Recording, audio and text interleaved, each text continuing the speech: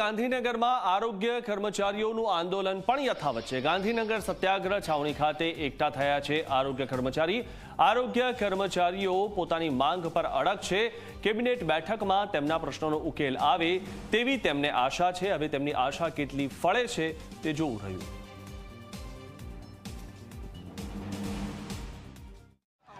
Grade pay વધારો કરવો, technical grade આપવો અને ખાતાકીય પરીક્ષા રદ કરવાની માંગણી સાથે રાજ્યના આરોગ્ય કર્મચારીઓ છેલ્લા 10 દિવસથી હડતાલ પર છે। આજે હડતાલનો 10મો દિવસ છે અને તમે જોઈ શકો છો કે રાજ્યના આરોગ્ય કર્મીઓએ ગાંધીનગર ખાતે સત્યાગ્રહ છાવણીમાં ધામા નાખ્યા છે। તેમનું કહેવું છે કે સરકારે જે તેમને વાયદા કર્યા હતા તે હજુ સુધી પૂર્ણ થયા નથી। આજે 10મો દિવસ હડતાલનો હોવાને કારણે રસીકરણ, સર્વેલન્સ અને પાણીના શુદ્ધિકરણની જે કામગીરી છે તે અટકી પડી છે। કેટલાક આરોગ્ય કર્મચારીઓ જોડાશે તેમની સાથે વાત કરીશું કે આજે 10મો દિવસ છે અને શું માંગણી સાથે તેઓ આજે ગાંધીનગર પહોંચ્યા છે।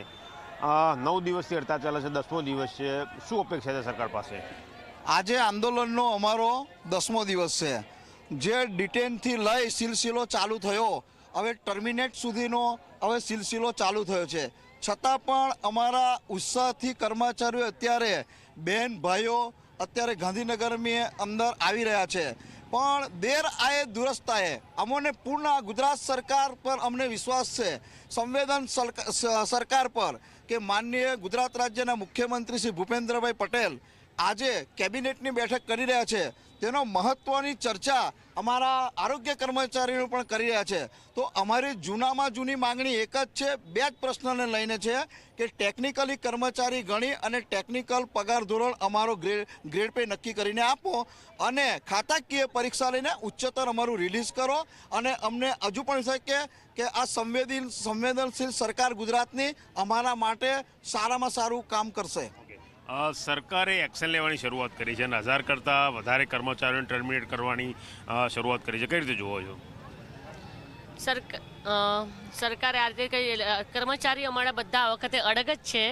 અમારા પર એસમાં લાગુ કરી ચૂક્યા છે, અમને સર્વિસ બ્રેકની નોટિસ અપાઈ ગઈ છે, ત્યાં સુધી કાલથી તો અમને છૂટા કરવાની બી શરૂઆત થઈ ગઈ છે।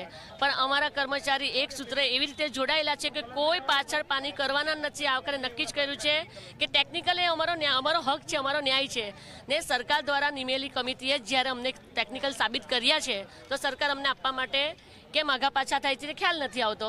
પણ અમે એ લઈ આવ્યા વિના આ વખતે ગાંધીનગર કર્મચારી, અમારા કોઈ બી કર્મચારી ગાંધીનગર આ વખત છોડવાના નથી।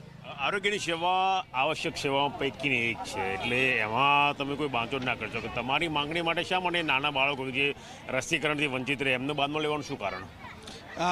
અમારો એવો કોઈ પણ ઈરાદો નથી કે અમારા લીધે કે અમારી હડતાલના લીધે પબ્લિકને કંઈ નુકસાન થાય કે ભોગવવું પડે, બરાબર। પણ અમારી એક મજબૂરી છે કે 3 હડતાલ કરવા છતાં સરકારશ્રી દ્વારા વારંવાર અમને લોલીપોપ આપવામાં આવે છે, અમને બાંહેધરી આપવામાં આવે છે અને પાછળથી સરકાર જ્યારે જીઆર ઠરાવ કરવાની વાત આવે ત્યારે અમને જીઆર ઠરાવ કરી આપતા નથી, બરાબર। આ તમે ટેકનિકલની વાત કરી તો 6/3/2024ના રોજ સરકારશ્રીએ કમિટી રચેલી એ જ કમિટીનો અહેવાલ છે, આમાં કમિટીની સાઇન પણ છે, સચિવોની સાઇન છે, પોઝિટિવ અહેવાલ છે કે આ ટેકનિકલ કર્મચારી છે। તેમ છતાંય સરકારે દ્વારા જે બનાવેલી કમિટી એ પણ હવે સરકારને માન્ય નથી, તો પછી હવે અમારે ન છૂટકે આ આંદોલન કરવું પડ્યું, બરાબર। અને સરકારે અમારા ઉપર એસમાં લગાડી સેવા તૂટકની નોટિસો આપી, કાલે સેવા ટર્મિનેટ કરવાની નોટિસો પણ મળેલી અને મોટા ભાગના કર્મચારીઓ પર ચાર્જશીટ દાખલ કરી। તો શું અમે કોઈ મર્ડર કરેલા છે? શું અમે કોઈ આતંકવાદી છીએ? કોરોના સમયે તો મને થાળીને વેલણ વગાડ્યા, બરાબર, ફૂલો વરસાવ્યા અમારા ઉપર।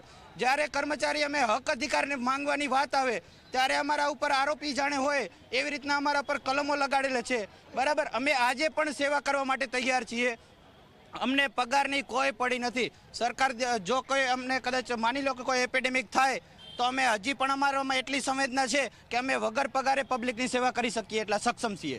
તમે જોયું કે આ એ આરોગ્ય કર્મચારીઓ છે કે જેઓ કોઈ પણ એપિડેમિક હોય તો કોઈ પણ પ્રકાર વગર કામ કરવા માટે તૈયાર છે। કેવું છે જ્યારે સરકાર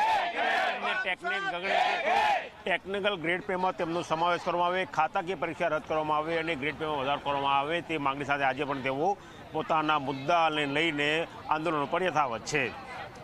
કેમેરા પર્સન એચ.પી. શર્મા સાથે ગૌરવ પટેલ, ઝી મીડિયા, ગાંધીનગર।